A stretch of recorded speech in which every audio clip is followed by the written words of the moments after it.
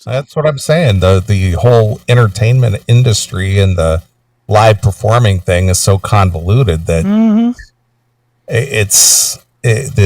the loyalty and the sentiment toward your music heroes right has shifted for sure. Yeah.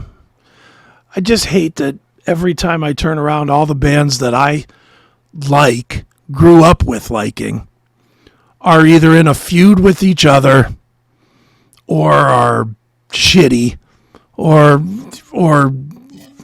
playing poorly. I hate it. It's like this week, and again, I'll swing it back to Dokken just for a second. I'm sure you saw George Lynch.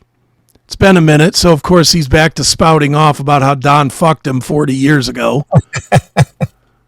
I don't know if you saw that article or not. No, There's two different articles of him talking about Don ruined it, and we were right on the cusp of being huge, and Don fucked it up by taking the name and, not letting us play with it, and blah, blah, Yeah. The same thing he always says, but it's just like, dude, it's been fucking 50 years. Let it go. Stop answering that question, George. How about that? And Don, because Don answers that question too. The two of them ought to stop it.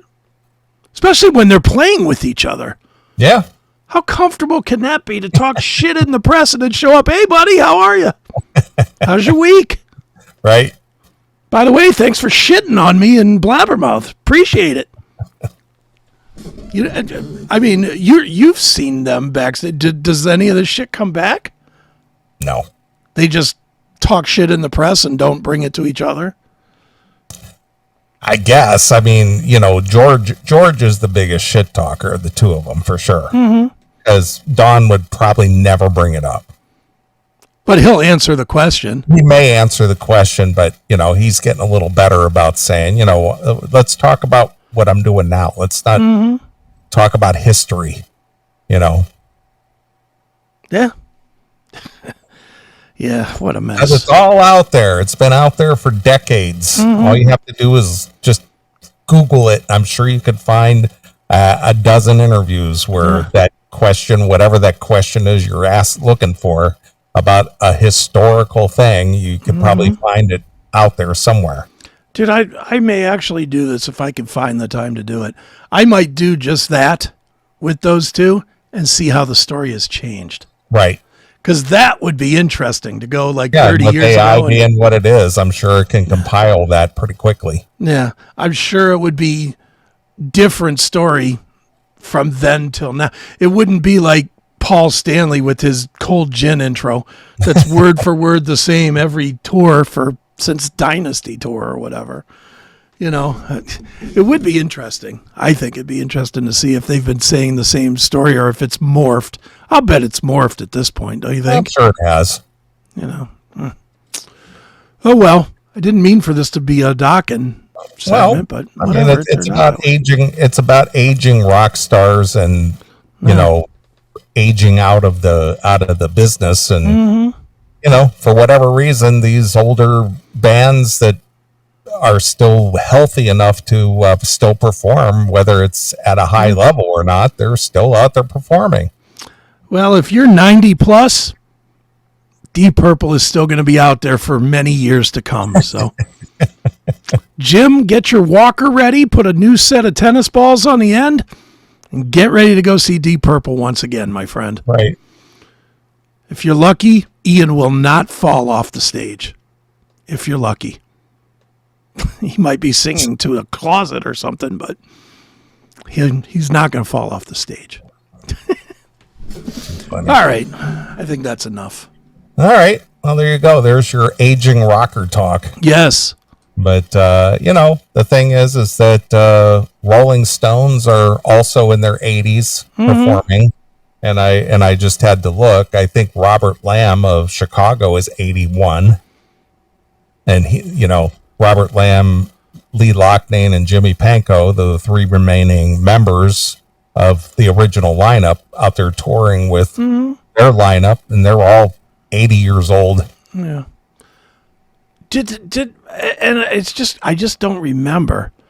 when we were kids in our 20s, maybe up to 30. It's weird that I'm even saying that's when we were kids, but when we were that age, were the bands from 40 years ago still touring? I don't think so. I mean, I don't remember ever seeing, hey, look who's coming to town, Herman and the Hermits, or fucking, Well, none of that. The thing is that the music genre, from the, let's just stick within what we call rock and roll. Mm-hmm. That genre changed so rapidly between the 50s and the 70s. Sure. But once the Zeppelins and the Purples and the Black Sabbaths and the Judas Priests hit the spotlight, that's kind of where it stayed. It didn't really advance. I mean, obviously it did advance to really hard stuff, but that stuff fell out of, what do you want to call, mainstream? Sure. That became more niche. Yeah, that was But very the classic rock bands that started in the 60s and they're still performing today, that music window has not really shifted at all. That's true, yeah. Even with Van Halen, which was the new, rock band that changed things, but it was all hard melodic rock. Right. And it's remained hard melodic rock, and it was mainstream, and it was palatable for radio to play, right, and MTV to play. Now, you don't turn on your radio and hear a Pantera. True.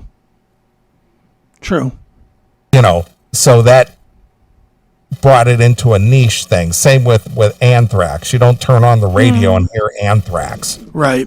Or you might hear a Megadeth song. You'll obviously hear a Metallica song because of the Black Album. Do you think radio friendly, but it was all in the hard rock melodic genre. Right. Do you think we'd be better as music fans if we didn't have YouTube showing us how lousy some of these guys are? Probably. That's what I think too. But then again, we would get there. Can you imagine not having YouTube and showing up for one of these Frankie Valli shows and seeing that corpse walk out there? I mean, he's a fucking corpse.